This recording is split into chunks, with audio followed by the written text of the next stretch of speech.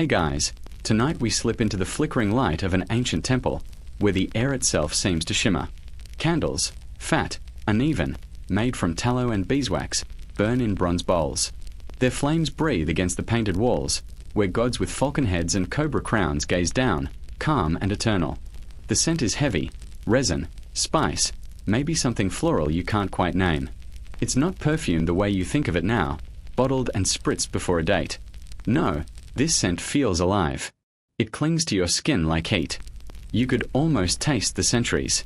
You probably wouldn't survive the first hour in here. To be honest, the air's that thick.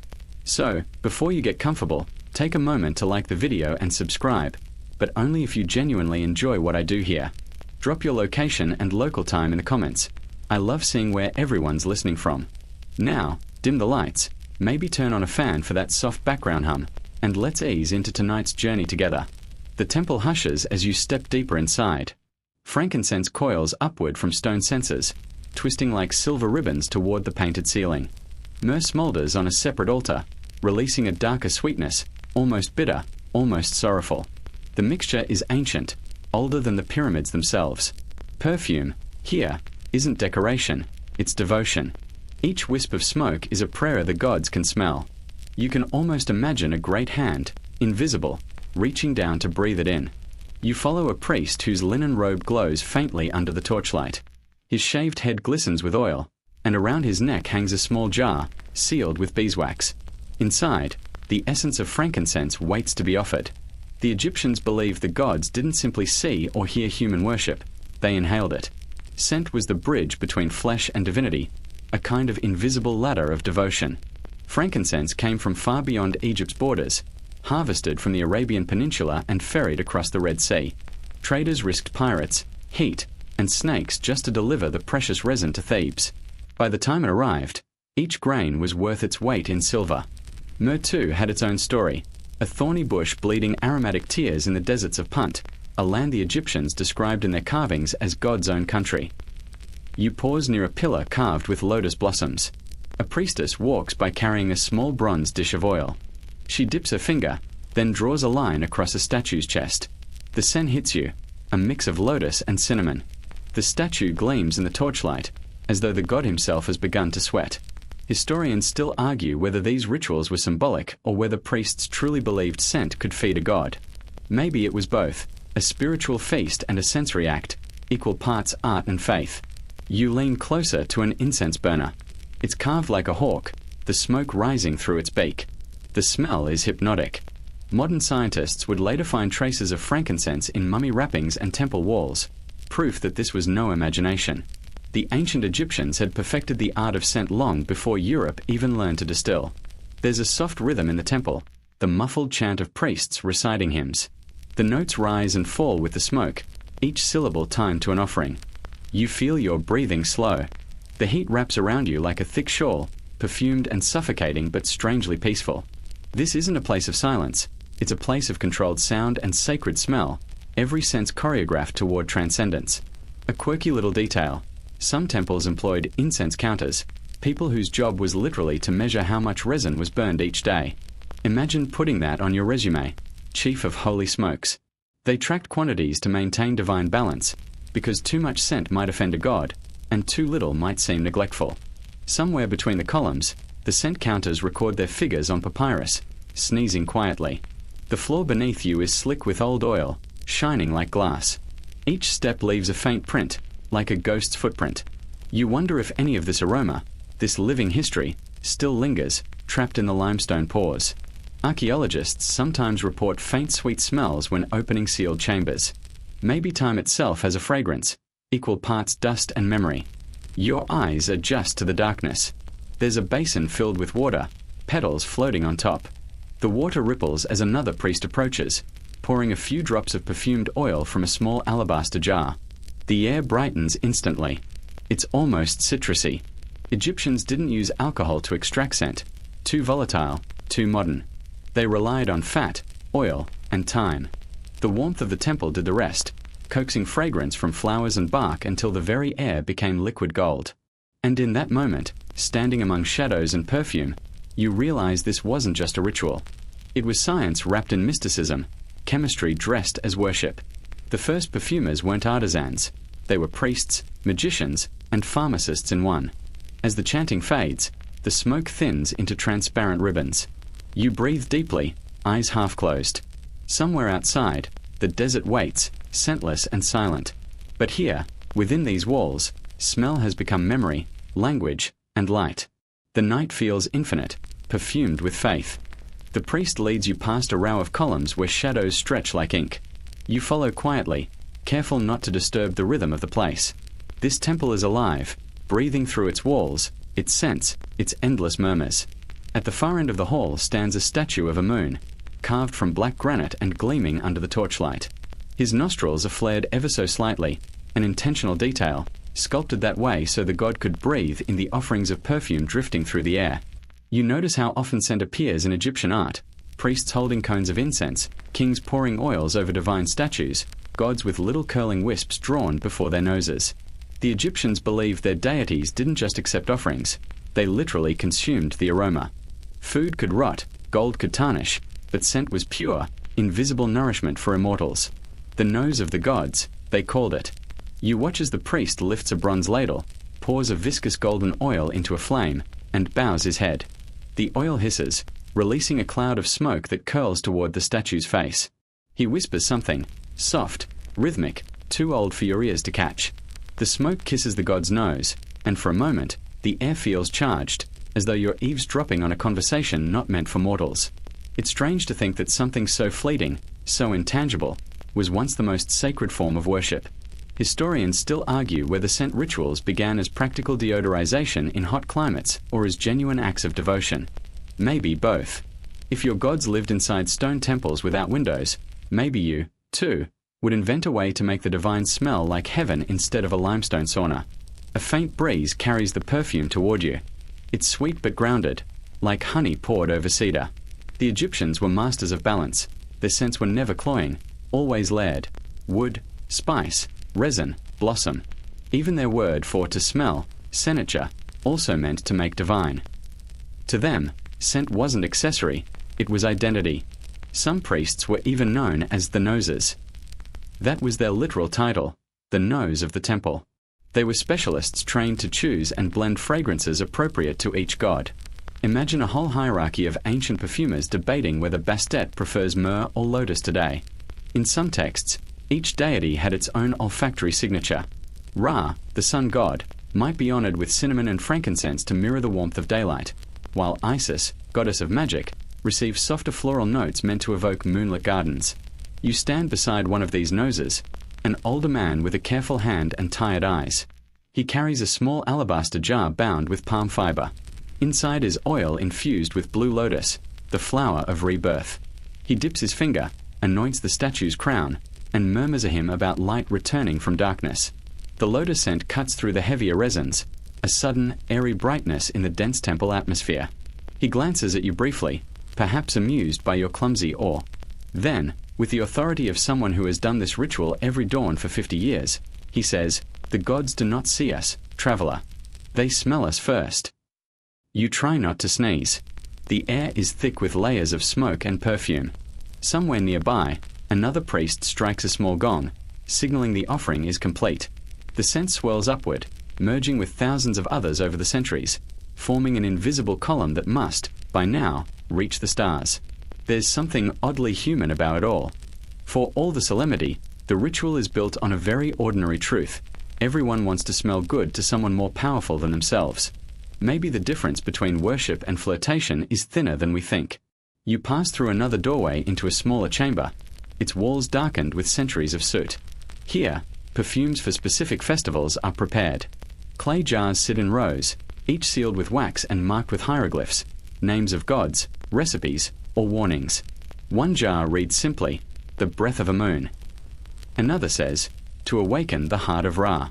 You can almost imagine a temple apprentice mixing by torchlight, sweating over a pot of resin and oil, terrified of spilling even a drop of divine material.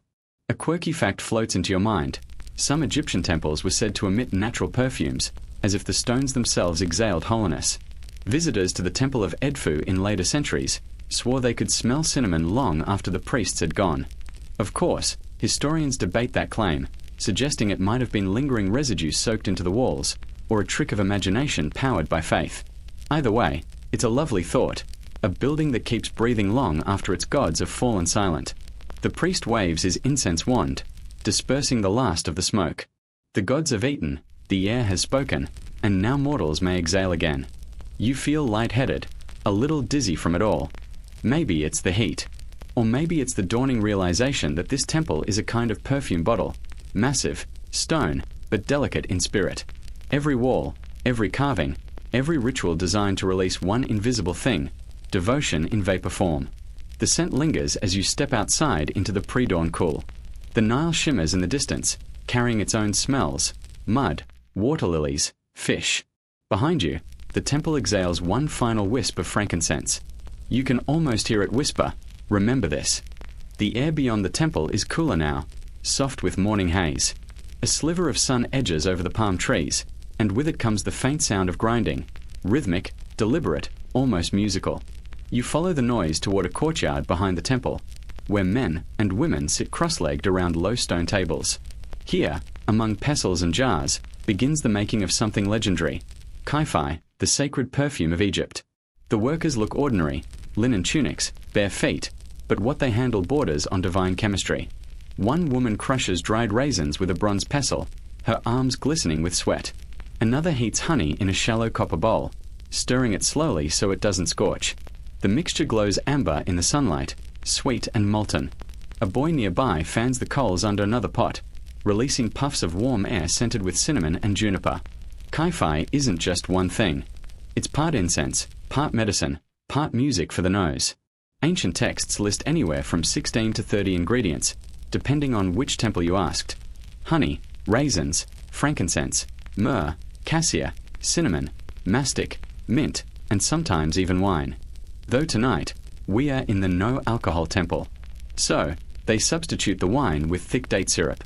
Same sweetness, same color, fewer hangovers. You lean closer to one of the stone tables. A priestess is measuring small heaps of powdered herbs with the care of a surgeon. She hums under her breath, something low and repetitive, almost like a spell. Each scent must follow the other, she murmurs, as the stars follow Ra's boat. There's a sense of choreography here, every motion, every aroma, precisely timed. The Egyptians didn't simply mix ingredients, they layered time itself into perfume. The recipe for Kyphi was so sacred it was recorded on temple walls, most famously at Edfu. Yet, even those inscriptions are incomplete, just hints, ratios, and poetic instructions like make it pleasing as the breath of heaven. Historians still argue whether Kyphi was burned as incense or applied to the body. Some say both. Modern chemists who've tried to recreate it say the scent evolves as it burns, first sweet and fruity, then woody and smoky, finally settling into something deep and balsamic, like a time-lapse of the cosmos in scent form. You watch as one worker sprinkles ground frankincense into a warm bowl of oil. The resin dissolves slowly, sending up curls of silver smoke. Another adds crushed juniper berries, and suddenly the air changes, bright, sharp, almost piney. It's like a forest hidden inside the desert. A priest walks by, sniffing approvingly, his expression the same solemnity you'd expect from someone judging sacrifices rather than perfumes. There's a practical side to this too. Perfume wasn't only for gods, it was for humans who wanted to survive the smell of being human. The heat, the sweat, the riverside fish markets. Egypt was fragrant, but not always pleasantly so. The Kyphi blend doubled as deodorizer and disinfectant. Some medical papyri even prescribe it as a cure for bad breath and anxiety. Chew it before sleep, one text suggests, and your dreams will be sweet. You imagine some exhausted temple scribe, his hands stained with ink, nibbling a lump of Kyphi before bed. The world's first aromatherapy gummy, maybe. A young apprentice gestures for you to step closer. He points proudly to a pile of resins stacked like little amber jewels. "See," he says, in halting English that somehow reaches across time. "Without resin, no soul." You nod, understanding what he means. The resins are what give the perfume its endurance. Flowers fade, oils evaporate, but resin, once melted, lingers forever. It's why the scent of some tombs still whispers through the millennia. Then comes the heating. The apprentices gather around the brazier, pouring their mixtures into a wide bronze cauldron. The honey crackles first, caramelizing into a golden foam.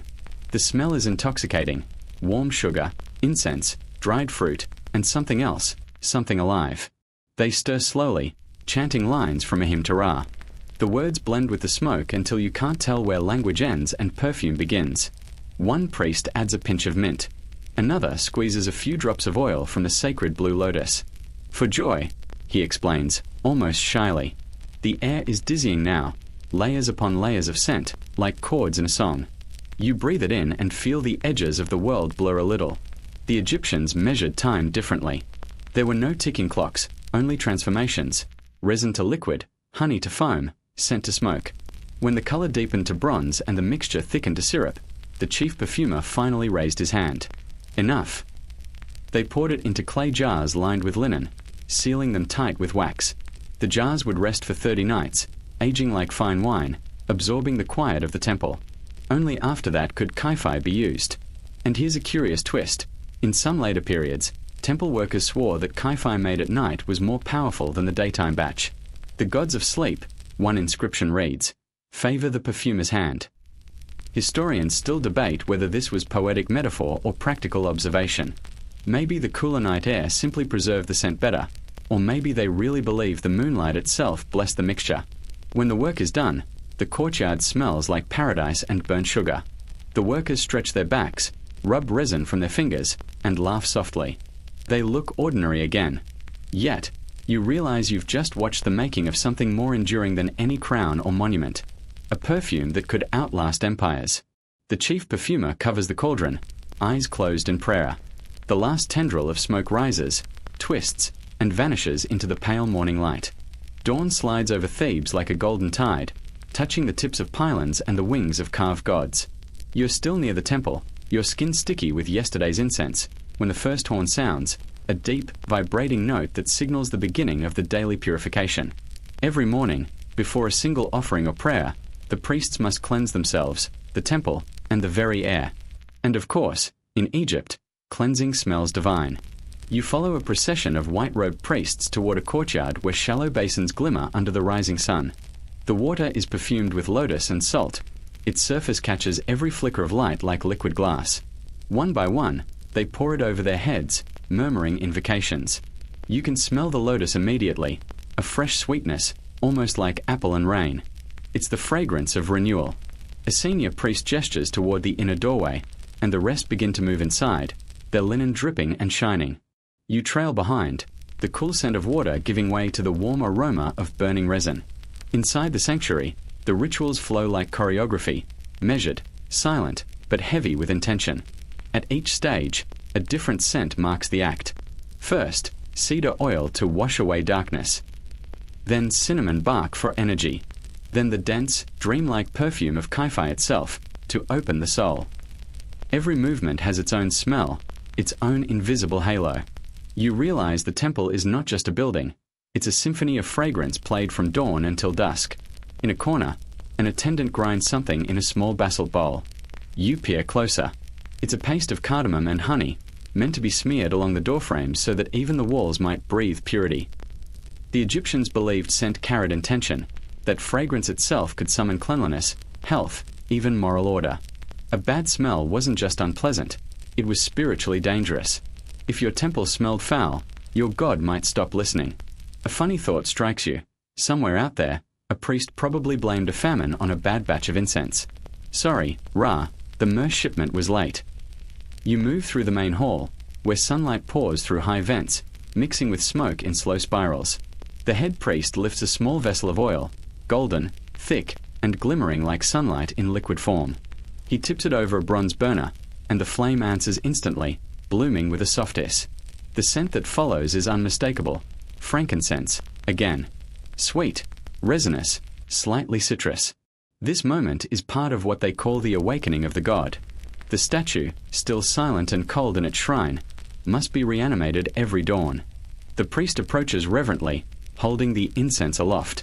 The fragrance swirls around the statue's face as if whispering it awake. You can almost believe the granite eyes might blink. It's said that the priests bathed and anointed the god 3 times a day, morning, noon, and evening, each with distinct aromas. Morning used bright, uplifting scents like lotus and cinnamon. Noon called for richer, spicy oils to match the sun's heat.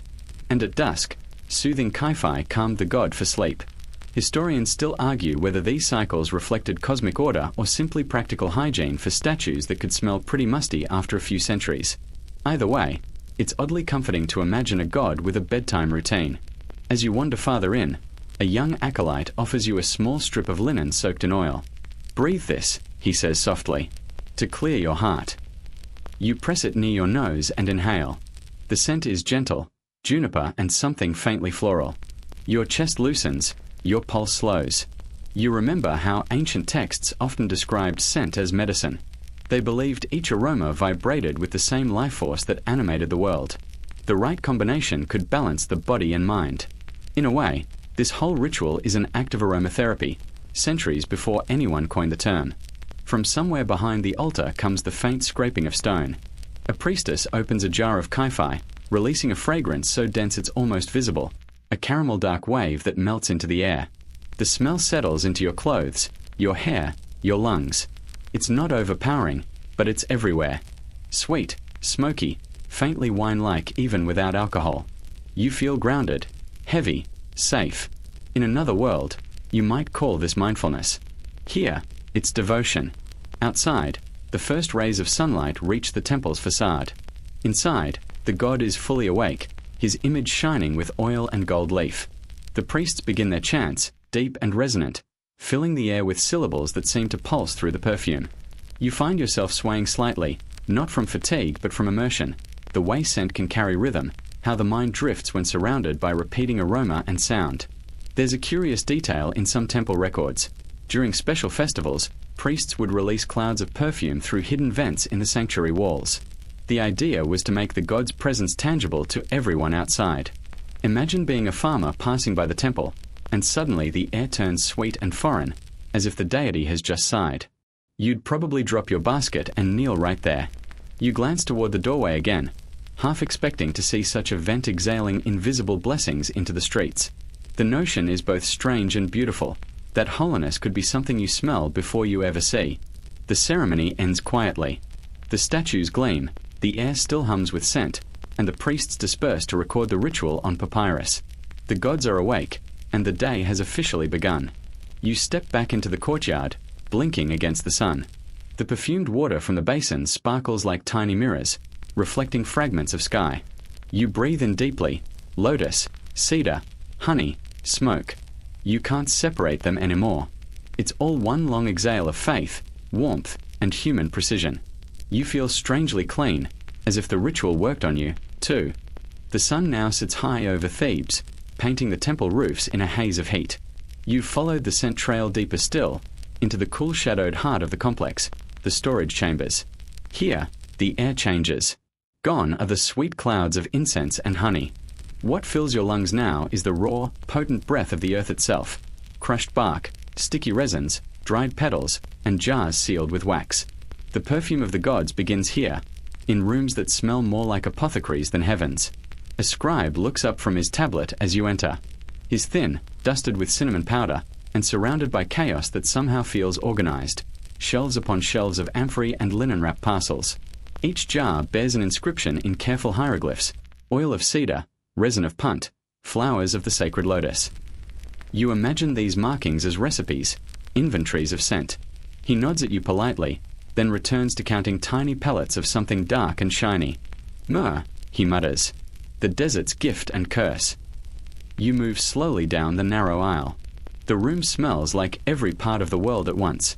There's the peppery sharpness of cinnamon, imported from the mysterious land of Punt, a place so mythic that scholars still debate its exact location. Some say modern-day Somalia, others, coastal Sudan. The Egyptians wrote that its trees bled sweetly when wounded, which is a poetic way to describe sap harvesting. Then there's juniper, its berries hard and blue-black, traded along the Nile from Nubia. You pick one up and roll it between your fingers, releasing a cool, piney aroma. It's crisp, almost medicinal, a fragrance the Egyptians used in mummification and temple rituals alike. Nearby, petals from the blue lotus lie drying on woven mats. Even in death, they radiate something narcotic and sweet. You inhale and feel a faint buzz behind your eyes, a dizzy euphoria that the ancient texts described as the scent that calls the soul to dance. A priest enters the storeroom, his step silent. "Handle nothing," he warns softly, though not unkindly. "The oils remember who touches them." You freeze mid-motion, hand hovering guiltily over a jar of cassia bark. He smiles faintly and lifts the lid himself, letting the scent escape, a warm, spicy wave, like cinnamon mixed with sunlight. "This," he says, "is what rest smells like at noon." Historians still argue whether these perfumes were practical, medicinal, or purely symbolic. Some even suspect the priests were the earliest chemists, experimenting with botanical compounds to understand decay and preservation. After all, if you could make a flower scent last forever, perhaps you could make a soul last, too.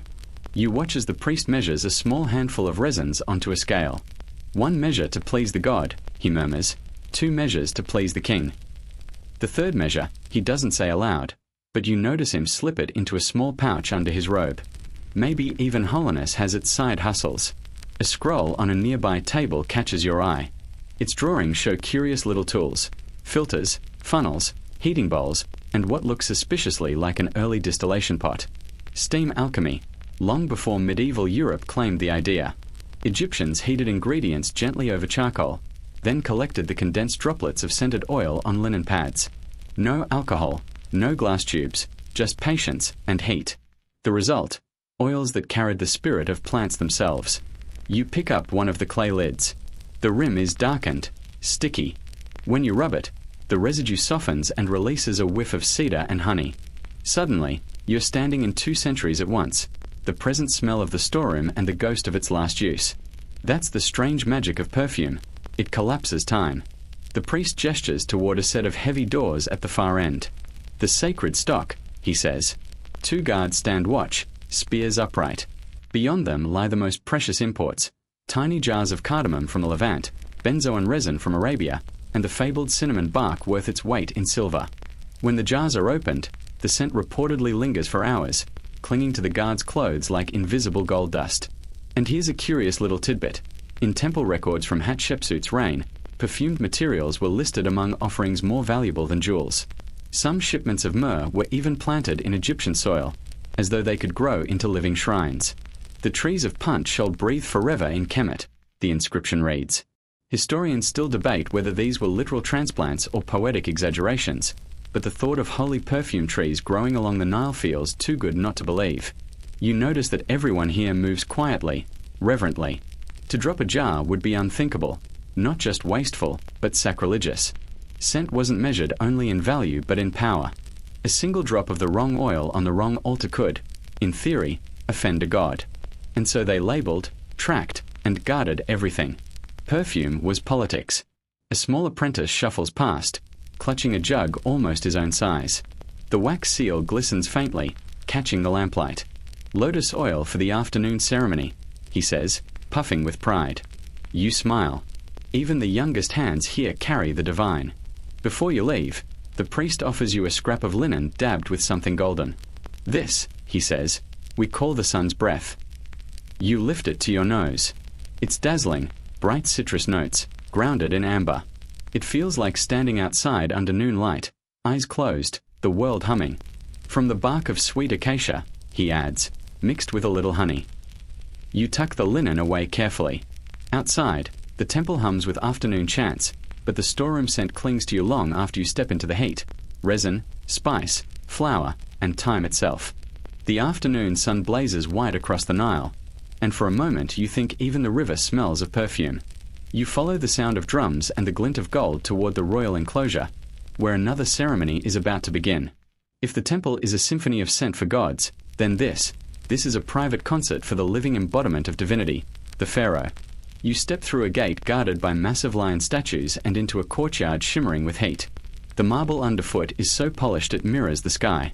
Servants hurry past carrying bronze basins, alabaster jars, and long strips of linen. Everything gleams with oil.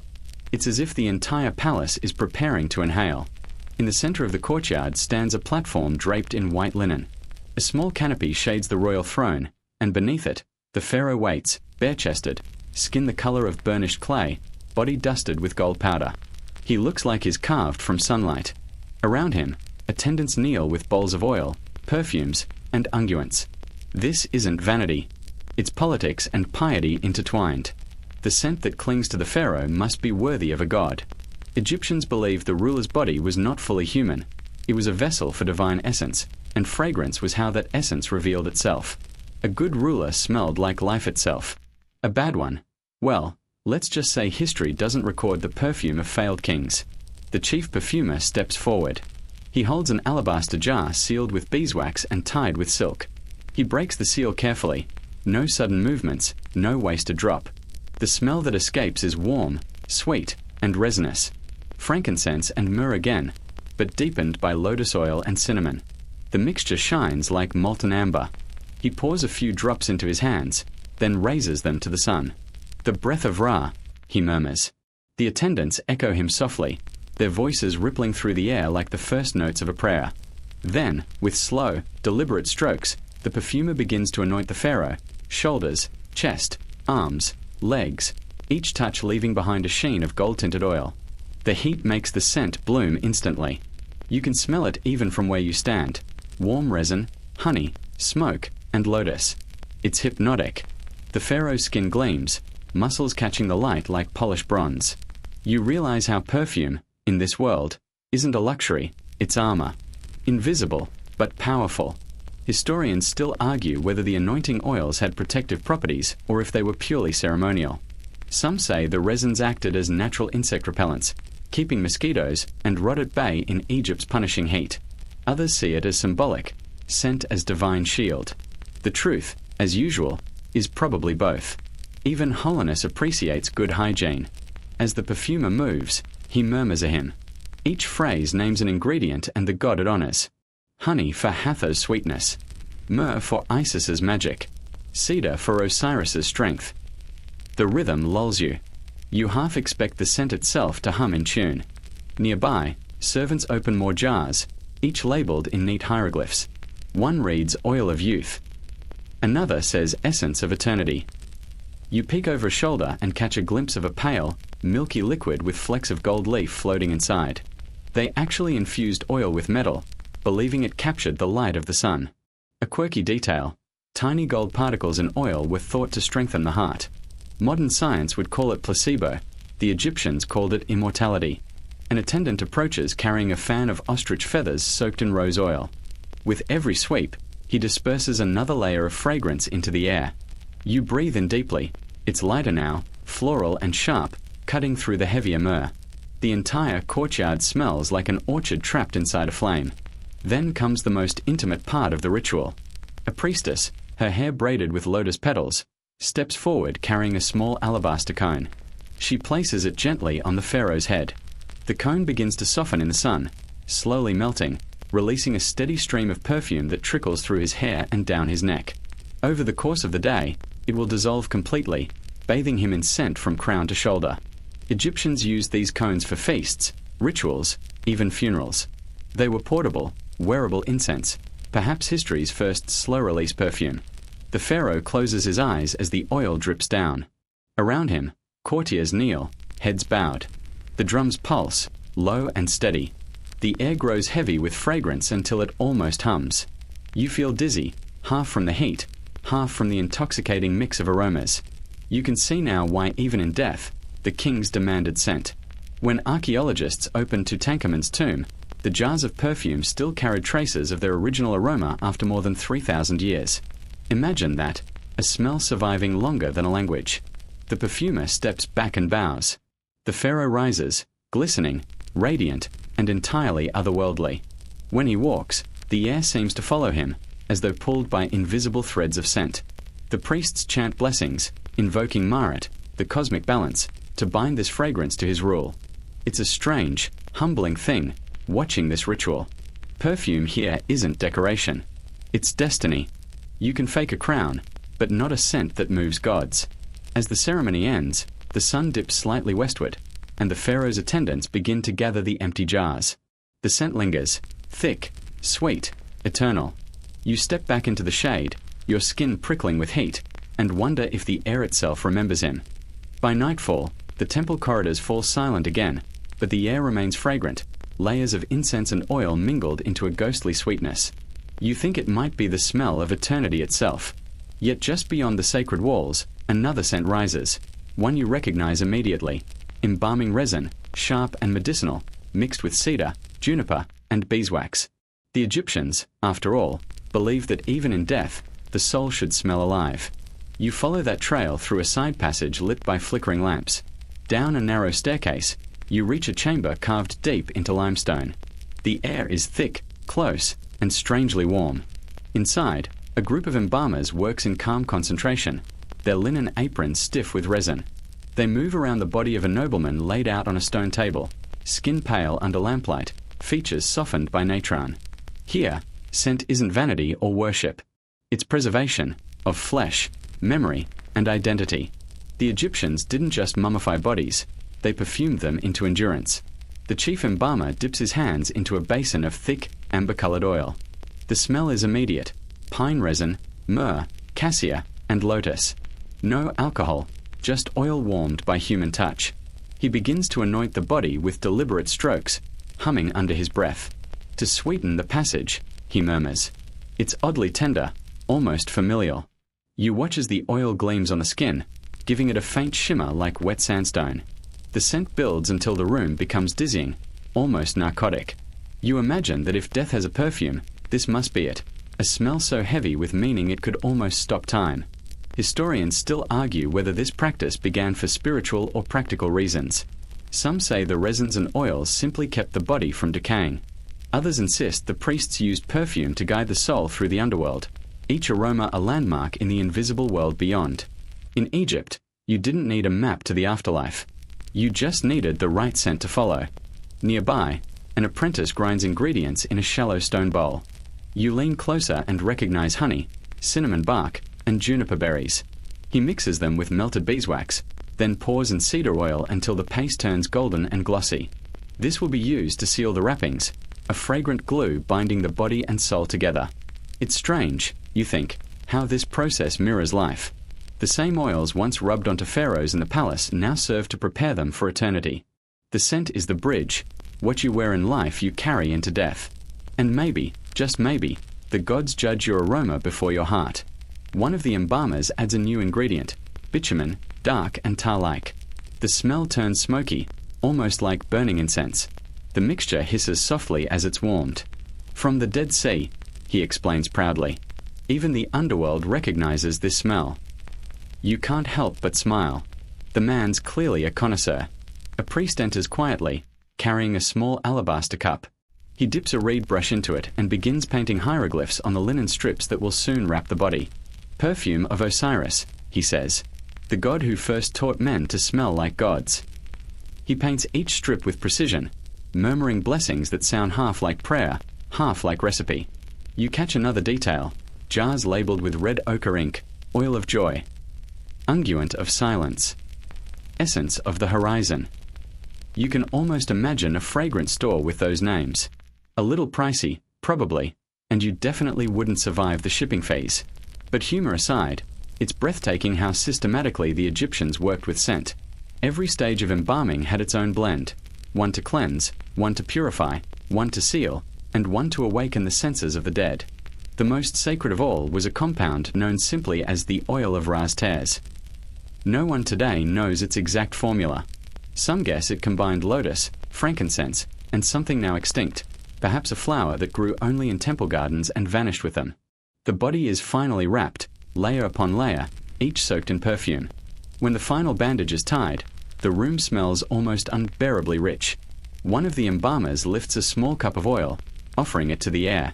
"So the soul will find its way home," he whispers. The others echo him softly, and for a moment the room is filled not with the odor of death, but of devotion. You glance around and notice small bowls placed in the corners of the chamber. Each contains a pinch of incense and a wick of linen smouldering quietly. These will burn for days, ensuring the scent remains constant. The smoke rises in fine ribbons, curling like whispers. And then, as they lift the body into its coffin, the last step begins, a libation of fragrant oil poured over the lid. It trickles down, glistening, catching the lamplight. You realize you're watching perfume perform its final miracle, turning decay into sanctity. The embalmers step back, wiping their hands. One of them looks at you and smiles faintly, as though sensing your awe. "We make the dead sweet again," he says, "so they can dream without fear." Outside, the night air feels cold and strangely clean after the heavy sweetness of the chamber. You breathe deeply, but the scent clings to you, a ghostly memory of oils and honey. Somewhere far away, a priest begins a hymn to Anubis. The words drift on the breeze, almost perfume themselves. You think back to the temple incense, to the pharaoh's golden skin, and now to this quiet act of care. It's all the same story: life, death, divinity, all told through smell. The Egyptians didn't separate the sacred from the sensory. For them, holiness had an aroma. The next morning, sunlight spills over the Nile like honey, catching the slow movement of barges and fishing boats. The temples stand far behind you now, fading into heat haze. Here, on the riverbank, life smells entirely different, still fragrant, but earthier, more human. You walk toward a cluster of mud brick houses, where smoke rises from clay chimneys and laughter mixes with the rhythmic pounding of mortars. This is where perfume truly belongs to the people. The air is alive with scent, burned herbs, crushed petals, pressed oils, and the sweet rot of flowers left too long in the sun. Children dart between the work tables, carrying baskets of lotus blossoms and bundles of reeds. It feels messy, imperfect, and wonderfully real after the solemn perfection of the temple. A woman in a linen wrap waves you over. Her hands are stained dark from myrrh resin, her arms strong from grinding. "You came for the scent," she teases. You nod, and she laughs. "Then you came for the hard part." She gestures toward a table covered with small, rounded pots. Each one holds something precious: dried herbs, flower petals, lumps of resin, shavings of cinnamon, and small piles of thick clay that will later be baked into vessels. "Temple priests think perfume comes from heaven," she says, "but we know it comes from sweat." You smile. She's not wrong. The air is thick and humid, every surface sticky with oil. Two apprentices work nearby, kneading a paste of lotus petals into warm fat. No alcohol, of course, just the slow infusion of plant into oil. This is how the Egyptians truly made perfume. They let time do the distilling. One of the boys stirs the mixture over a clay brazier, careful not to let it burn. The scent that rises is bright and green, faintly sweet. He adds more petals, presses them down, and covers the pot with cloth. Later, the oil will be strained and bottled in tiny alabaster jars. Historians still argue whether these local perfumers were officially licensed by temples or worked independently. Some records suggest priests guarded recipes jealously, punishing anyone who sold divine formulas without permission. Others believe rural women like this one passed their own versions quietly through generations, tweaking ingredients according to what bloomed nearby. Either way, perfume making was less a science than a slow conversation with the land. The woman picks up a mortar and drops in something dark and glossy. "Styrax," she says. "Smells like warm honey when melted." She grinds it with deliberate pressure, the pestle squeaking softly against stone. Good for temple blends, but better for keeping flies off babies. You blink. She grins. You thought perfume was just for gods. Nearby, a man works with cedar shavings, soaking them in oil until they turn translucent. The smell is sharp and woody, grounding after all the sweetness. He dips his finger into the mixture, tests the texture, then nods with satisfaction. "Too thin," he mutters, adding beeswax until it thickens into a balm.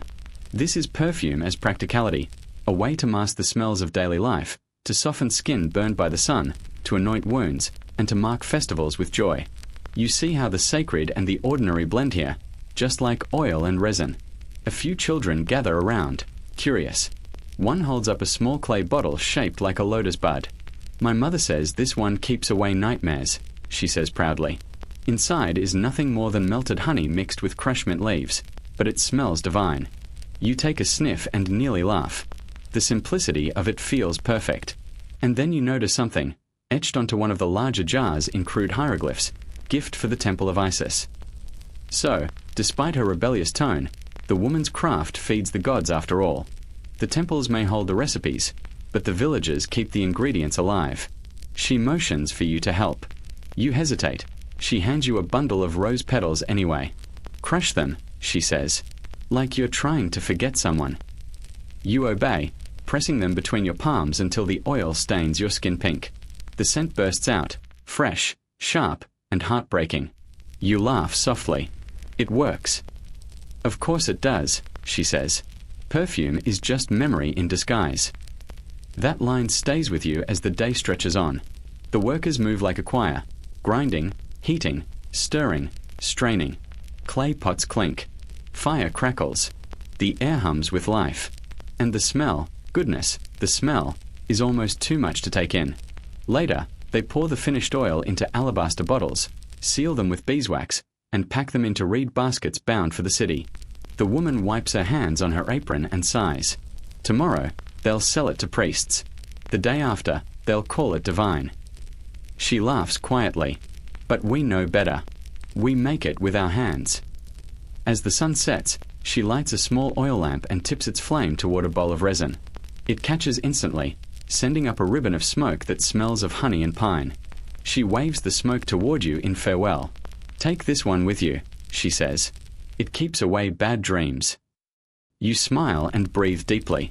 The air vibrates with warmth, life, and scent. Here, perfume isn't worship. It's survival, beauty, and humor all mixed together. And you realize that while temples wrote the hymns, the villagers wrote the verses you can still smell today.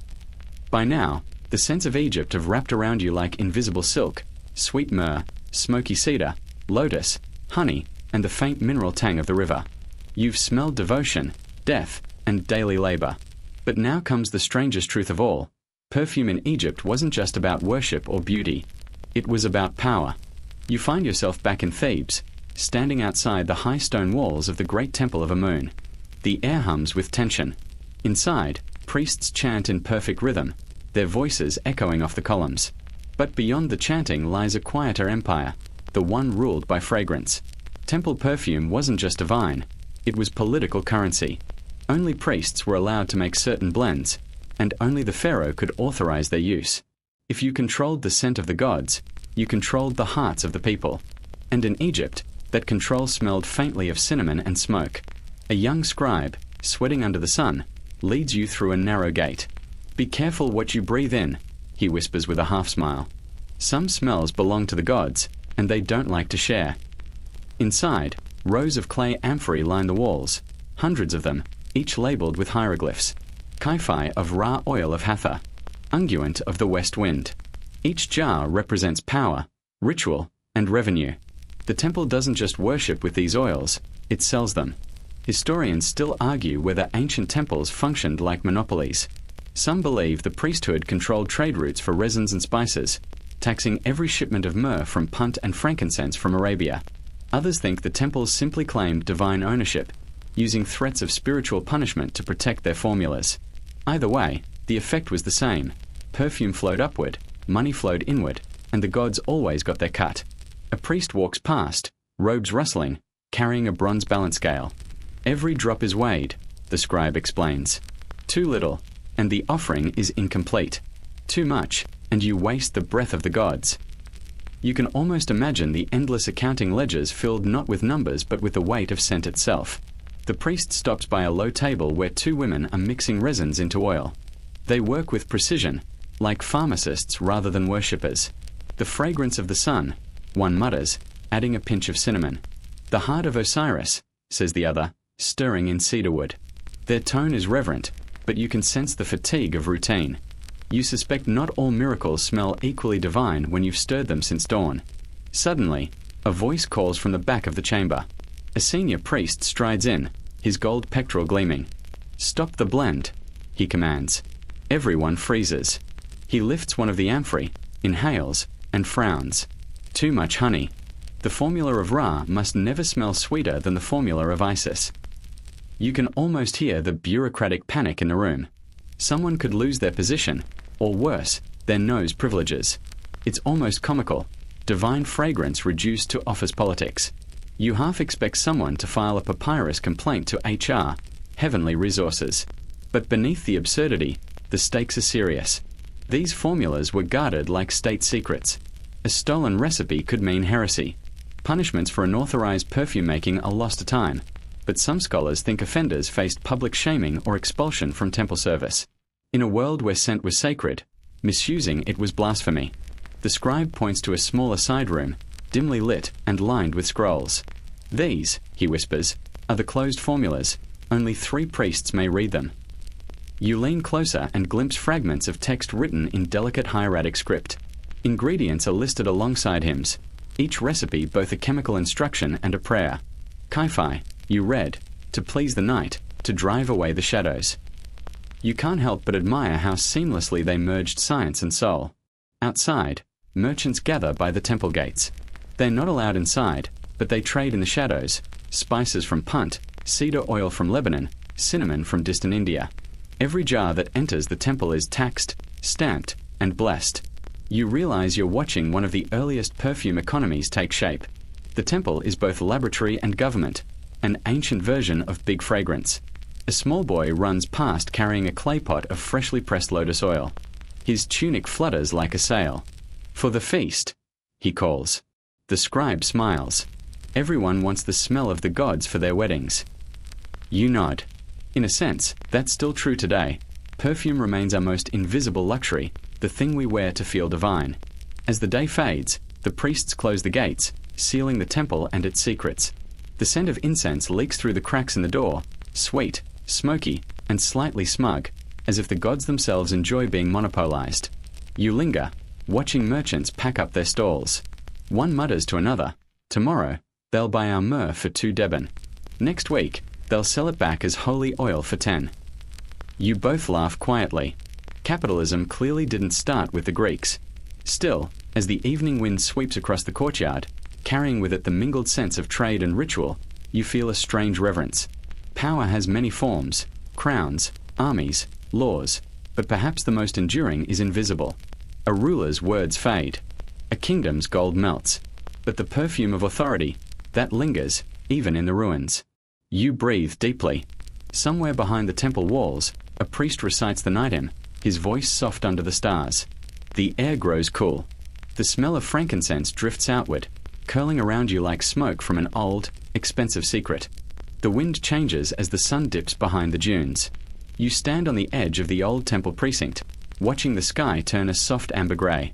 The scent of the day, incense, oil, and sun-baked stone, slowly fades, replaced by something subtler, something ancient that still lingers in the cracks of fallen walls. The vanishing aroma of Egypt. You wander among the ruins, stepping over fragments of hieroglyphs half swallowed by sand. The place feels hollowed out, but not empty. The gods may have gone silent, yet the air still remembers. You pause beside a toppled column, its surface blackened by centuries of smoke. If you press your nose to it, you can still smell a faint sweetness, resin fused into stone. The ghost of Kyphi, trapped forever in limestone pores. You think of all the hands that once worked here, the priests grinding resins, the perfumers heating oils, the servants fanning smoke toward the idols. Every movement perfumed with meaning. The temple may have crumbled, but the craft survived, diffused into the wind, carried downstream, reinvented in every culture that touched the Nile. Historians still argue whether Egypt's perfumery vanished with its temples or evolved quietly through trade into the Greek and Roman worlds. Some say the secrets died with the last high priest of Isis. Others believe fragments of recipes survived in Alexandria's libraries, later inspiring the earliest distillers. Perhaps both are true. Maybe no scent ever really disappears. It just finds a new vessel. You walk past a niche where once a statue stood, its feet still fixed to the pedestal. Around it, faint stains mark the spots where offerings once burned. You crouch, brush your fingers over the stone, and find it slightly sticky, the resin never fully left. The air smells faintly of honey, pine, and smoke. You smile. "Still working," you whisper. Nearby, shards of pottery crunch underfoot. You pick one up. It's the neck of an alabaster jar, its inside glazed with a golden residue. The sunlight catches the curved surface, making it gleam faintly. You lift it closer and catch a hint of sweetness, perhaps lotus oil, perhaps time itself pretending to be perfume. A family of desert foxes darts between the ruins, their paws silent on sand. The air cools, carrying the dry, dusty smell of the evening wind mixed with faint traces of long-burned incense. It feels as though the entire landscape is exhaling. You sit on a fallen block and close your eyes. For a moment, everything returns. The chants, the grinding stones, the clink of jars, the warmth of oil on skin. You can almost hear the priests again, their hymns rising like smoke. To breathe is to live. To smell is to remember. It's strange, isn't it? The most fragile art, the one made of air, turned out to be one of the most enduring. Paint fades. Statues crumble. But the idea of scent, the longing for it, never leaves us. Every bottle of perfume today, every candle, every drop of essential oil, is a descendant of this same devotion, the wish to bottle something invisible and make it eternal. You open your eyes. The sky deepens to indigo. The temple is almost gone now, a dark shape against the stars. You realize the Egyptians weren't trying to trap time. They were teaching it to breathe. And as you inhale one last time, the desert fills with the faint sweetness of memory, like honey dissolving in warm water or smoke curling into night. You let it carry you, slow and easy, as the sand sighs beneath your feet. The scent fades, but somehow you know it's still here, folded into the silence, waiting for the next wanderer who'll lean close and breathe in the past. The story softens now, like incense at its final glow. You can feel the night settle around you, wrapping the ruins in quiet. The stars shimmer faintly above the Nile's dark mirror, and the breeze carries only the gentlest trace of myrrh, barely there, but enough to remind you that time, for all its weight, is still perfumed with wonder. You sit very still. The air is cooler, softer. The noises of the world, distant water, a shifting grain of sand, blend into one long sigh. Even the stones seem to rest. You picture the priests asleep, their jars sealed, their chants finished for the night. Somewhere deep underground, the last drops of Kyphi still cling to ancient walls, sweet and smoky, patient as eternity. You breathe in slowly through your nose, hold it a moment, and let it go. It feels like exhaling 1,000 years. The scent, the sound, the warmth, they all dissolve into a calm hush. You can almost believe that if you close your eyes just a little longer, you might drift straight into one of those perfumed dreams the Egyptians prepared for their gods. Let that thought carry you. Soft oil on the skin, candlelight flickering, a desert wind whispering through lotus blooms. No rush, no wait, just stillness, slow and golden. Sleep well, traveler. The temple doors are closed, the incense is burned to ash, and the gods, for tonight, are satisfied.